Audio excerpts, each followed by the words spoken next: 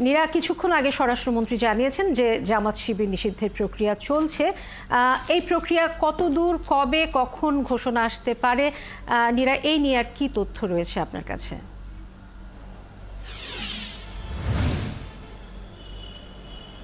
ধন্যবাদ বুশরা আপনাকে। আজকে দিনভর আমরা আসলে এই খবরের পেছনে ছুটেছি, যেহেতু গতকালকে আইনমন্ত্রী আশ্বস্ত করেছিলেন যে বুধবার নাগাদ হবে। গতকালকেও আজকে যে কথা বলেছেন স্বরাষ্ট্রমন্ত্রী, তিনি গতকালকের কথারই পুনর্ব্যক্ত আজকে তিনি করেছেন যে প্রক্রিয়াধীন। তবে সকালবেলা অন ক্যামেরায় বলেননি, আইনমন্ত্রী বলেছিলেন যে ইনশাল্লাহ আজকে হবে। এটির উপরই আসলে গণমাধ্যম কর্মীরা একরকমের অপেক্ষায় রয়েছি আমরা এখনো। তবে একটু প্রক্রিয়াটি বলতে চাই যে প্রথমে এটি স্বরাষ্ট্র থেকে আইনে পাঠানো হয়, পরবর্তীতে এটি ভেটিং হয় এবং পরবর্তীতে সেটি আবার স্বরাষ্ট্রে আসে এবং প্রজ্ঞাপনটি স্বরাষ্ট্র থেকে প্রজ্ঞাপন আকারে প্রকাশ করা হয়ে থাকে।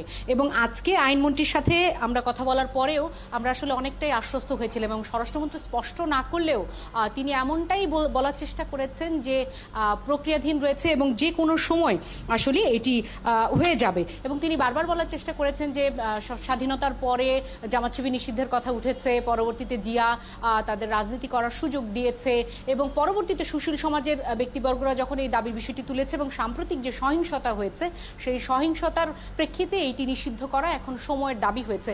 গণমাধ্যম কর্মীদের স্বভাবতই প্রশ্ন ছিল যে এরপরে যদি নাশকতা হয়ে থাকে কিভাবে সেটি মোকাবেলা করবে, কিভাবে সেই চ্যালেঞ্জ মোকাবেলা করবেন। তার প্রেক্ষিতে স্বরাষ্ট্রমন্ত্রী বলেছেন যে এটি তো অলরেডি শুরু করে দিয়েছে তারা। তার মানে এটি আভাস দেয় যে এরপরে যদি কোনো নাশকতা হয়ে থাকে বা কোনো ধরনের সহিংসতা হয়, জনমনে এক ধরনের আতঙ্ক কাজ করছে, সেটি মোকাবেলার জন্য সরকার প্রস্তুত রয়েছে। অর্থাৎ যে কোনো মুহূর্তে এই ঘোষণা আসতে পারে। নীরা, এছাড়া আজকের ব্রিফিংয়ে স্বরাষ্ট্রমন্ত্রী সাম্প্রতিক যে আইন শৃঙ্খলা বিষয় তা নিয়ে আর কি বললেন আমাদের দর্শকদের জানাবেন।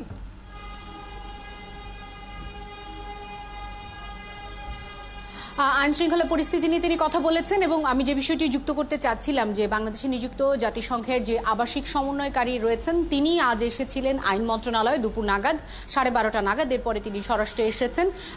এগুলি সাধারণত শিডিউল ভিজিটই হয়ে থাকে, কিন্তু আজকের জন্য এটি গুরুত্বপূর্ণ কারণ গেল কিছুদিনের কোটা আন্দোলন এবং তার পরবর্তী সহিংসতা। স্বভাবতই গণমাধ্যম কর্মীদের প্রশ্ন ছিল যে কি প্রশ্ন তিনি করেছেন বা কি জানতে চেয়েছেন।